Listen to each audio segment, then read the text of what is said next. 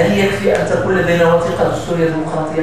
لا بد أن يكون لدينا شعب واع بقيمة هذه الوثيقة، وهذا يتعلق بالتأطير اليومي للمواطنين على كل الإطارات المدنية والسياسية والمنظومة التعليمية ووسائل الإعلام أن تساهم في تنوير المواطنين بالدستور الديمقراطي.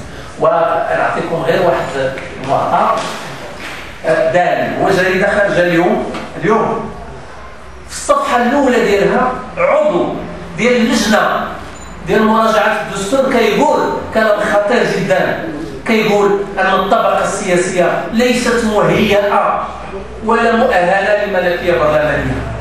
ما معنى هذا؟ هذا الشخص هذا بنفسه، هذا العضو هذا بنفسه ديال اللجنة قال الفاعل الأمازيغي هذه 4 أيام أو 5 أيام اللغة الأمازيغية ليست مهيئة لاعتراف الدستور. إذا الطبقة السياسية ليست مهيئة، الأمازيغية ماشي مهيئة، المجتمع المغربي ماشي مهيئ. ما معناه؟